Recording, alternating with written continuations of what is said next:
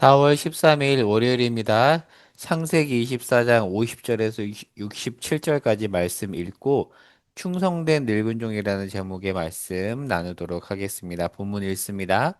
라반과 부두엘이 대답하이르되 이 일이 여호와께로 말미암았으니 우리는 가부를 말할 수 없노라. 리브가가 당신 앞에 있으니 데리고 가서 여호와의 말씀대로 그를 당신의 주인의 아들의 아내가 되게 하라.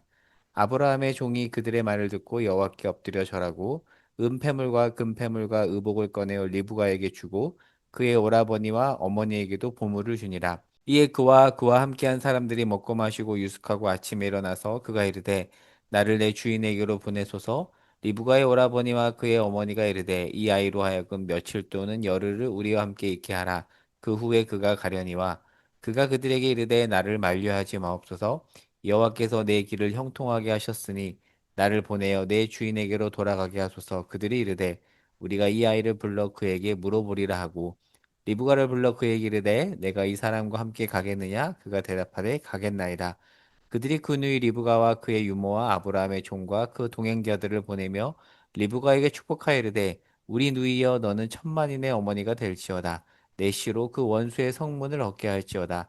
리브가가 일어나 여자 종들과 함께 낙타를 타고 그 사람을 따르니 그 종이 리브가를 데리고 가니라. 그때 이삭이 브엘라헤로이에서 오다가 네겝 땅에 거주하였더니 이삭이 저물 때에 들에 나가 묵상하다가 눈을 들어 보매 낙타들이 오는지라. 리브가가 눈을 들어 이삭을 보고 낙타에서 내려 종에게 묻되 들에서 배회하다가 우리에게로 마주오는 자가 누구냐? 종이 이르되 이는 내 주인이이다.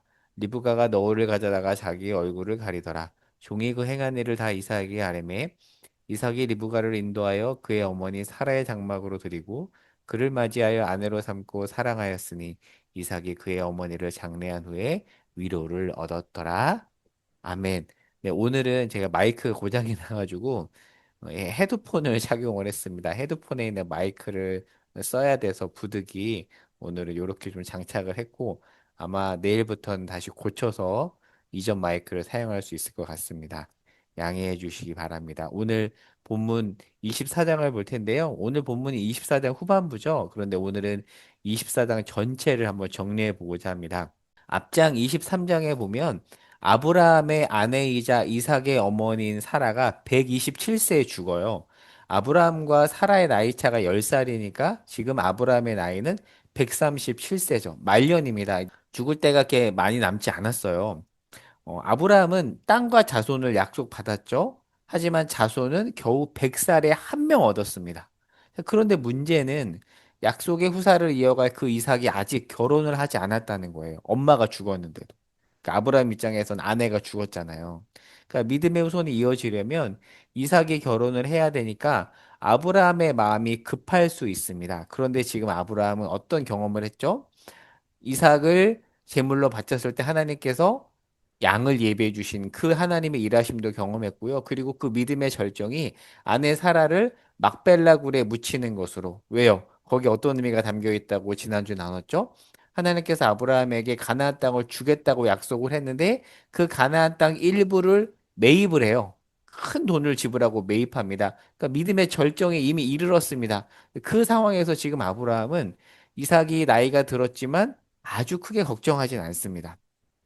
24장 3절에 보면 지금 아브라함은 아내 사라를 가나안 막벨라 굴에 묻고 가나안에 있습니다. 그런데 며느리를 어디서 데려오라고 하냐면 가나안이 아닌 고향에서 얻어오라고 자신의 종에게 시킵니다. 이렇게 결혼시키는 게 이 당시 통상적인 결혼 방법이었거든요. 왜 이렇게 했냐면 21장 12절을 보겠습니다. 하나님이 어떻게 말씀하시냐면 21장 12절에 다른 씨가 아닌 이삭을 통해 약속의 자손을 주시겠다라고 약속을 하셨기 때문에 이 말씀을 붙잡고 이삭을 가나안 사람과 결혼시키지 않고 고향 사람과 결혼시키려고 하는 거예요. 사실 지금 이 조건을 충족시키기 위해 여의치 않은 상황인데 하나님이 약속하셨기 때문에 지금 그렇게 아들 이삭을 가나안 사람이 아닌 고향 사람과 결혼시키려고 하고 있습니다. 자, 그리고 24장 8절에 보면 며느리감은 자, 그렇게 고향에 가서 데려와야 되는데 그 여자가 가나안 땅으로 가기를 거부할 수 있는데 가나안 땅으로 가기로 결정한 여인이어야 합니다. 그래야지만 결혼을 시킬 수 있다고 해요. 그러니까 지금 이 조건에 충족시키기 참 어렵거든요. 고향 사람이어야 되고 가나안 땅으로 그녀가 와야 되는데 이삭은 나이가 많고요. 아브라함도 나이가 많습니다. 자, 이때부터 이제 늙은 종이라는 인물의 역할이 매우 중요한데, 자, 그가 아브라함의 고향으로 갑니다. 그러니까 주인의 그 미션을 이루기 위해서 가죠. 딱 가서 15절에 보면 오늘 본문 24장인데 24장 15절에 보면 리브가 그 유명한 레베카 영어로 레베카라고 하는 리브가를 만나죠. 이 리브가는 아브라함의 조카 딸이고요. 이삭에게는 사촌의 딸입니다. 그러니까 사촌 조카예요. 이 당시에는 이런 식의 어떤 근친 결혼이 있었습니다. 그러니까 마음이 급하니까 빨리 가나안에서 구할 수 있는데 굳이 고향에 가서 고향에 이 늙은 종을 아브라함이 보내서 결국 리브가를 만납니다. 하지만 리브가가 승낙하지 않을 수 있어요. 자, 그런데 이제 어떻게 이어져 가는지를 볼게요. 24장 28절 이후에 보면 24장 28절 이후입니다. 한번 눈으로 보세요. 리브가의 오빠가 누구죠? 라반이죠. 그리고 아버지는 부두엘인데 이 늙은 종이 이들과 대화를 하는데 주도권을 라반이 갖고 있습니다. 왜 아버지가 아닌 오빠가 주도권을 가지고 있는가? 아마도 이 리브가의 아버지 부두엘은 나이가 많았던 것 같아요. 그래서 라반에게 많은 것을 위임했던 것 같아요. 그러니까 오빠가 아버지 역할을 하고 있는 거죠. 자, 지금 이 늙은 종이 리브가의 오빠와 아빠와 대화를 하고 있는데 지금까지 자신을 하나님이 어떻게 인도하는지 이야기라고 결국 이제 오늘 본문에 보면 라반과 부두엘이 리브가의 결혼을 승낙을 합니다. 자, 여러분 25장 20절. 자, 다음 본문이죠. 다음 장 25장 20절에 보면 이삭이 몇 살에 결혼하죠? 40살에 결혼해요. 그러니까 진짜 이 당시 결혼 관습으로 보면 늦게 결혼해요. 보통 10대에 결혼을 많이 하는 시대였는데 40살에 결혼합니다. 하지만 이 아브라함과 늙은 종은 서두르지 않고요. 그리고 49절에 보면 아직 완전히 승낙하기 전에 이 늙은 종이 라반과 부두에게 뭐라고 말하냐면 승낙 여부를 알려주세요. 거절해도 하나님은 인도하실 것입니다라고 고백을 해요. 여러분 지금 급하잖아요. 빨리 말씀해 주세요. 아니 빨리 승낙하세요라고 할 수 있는데 여부를 말씀해 주시고 당신들이 승낙하지 않아도 괜찮다라고 고백합니다. 이삭은 늙었죠. 아브람도 늙었어요. 엄마는 없습니다. 빨리 결혼시켜야 하잖아요. 그럼에도 이 늙은 종에게는 하나님의 인도하심에 대한 믿음이 있었고 사실 그 믿음은 이 늙은 종이 누구에게 배운 걸까요? 네, 주인인 아브라함에게 배운 겁니다. 급한 상황이고 마침 좋은 기회가 왔기 때문에 빨리 뭔가 추진해야 되는데 그 기회가 어긋난다 해도 하나님은 다른 방식으로 일하실 것이라는 믿음이 있었던 거죠. 아브라함을 통해서 배운 겁니다. 그런데 감사하게도 결국 이 라반과 부두엘이 리브가의 결혼을 승낙을 하죠. 그리고 리브가가 집을 떠나 이삭에게 가는데 자, 이때 이 중요한 역할을 하는 이 늙은 종에 대해서 성경은 이름을 이야기하지 않는데요. 사실은 학자들은 이 사람이 엘리에셀이라고 봅니다. 그런데 성경은 이 부분에서는 그의 이름을 이야기하지 않고 지금 무엇을 성경이 강조하고 있냐면 이름 없이 하나님 앞에 서 있는 이 늙은 종의 모습을 부각시키고 있습니다. 이 늙은 종이 리브가의 집에 왔을 때 자, 여러분 24장 33절을 볼까요? 이 늙은 종이 리브가의 집에 왔을 때 음식을 대접받는데요. 근데 늙은 종이 내가 내일을 진술하기 전에는 먹지 않겠다고 해요. 오랜 거리를 왔죠. 그리고 나이가 많기 때문에 배고플 수 있잖아요. 그런데 내 일을 진술하기 전에는 먹지 않겠다고 하면서 하나님의 인도하심을 이야기하고요. 그리고 승낙을 받자 54절에 이르러서야 54절을 보세요. 비로소 먹습니다. 자, 이 늙은 종은 말 그대로 늙었어요.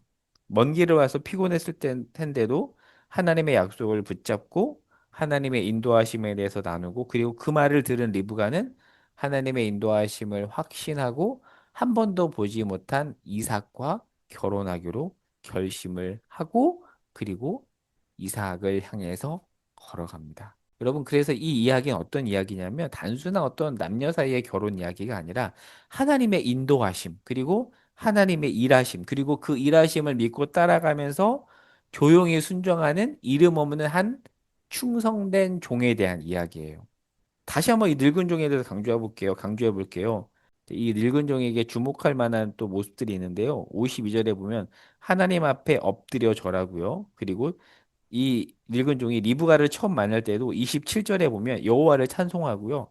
48절에서도 그렇습니다. 그러니까 이 늙은 종은 하나님을 경외함으로 수시로 하나님을 경배하고 하나님 앞에 엎드리는 자였다라는 것을 이 구절이 반복해서 우리에게 가르쳐 주고 있습니다. 자, 이 내용을 우리 삶으로 적용해 보도록 하겠습니다.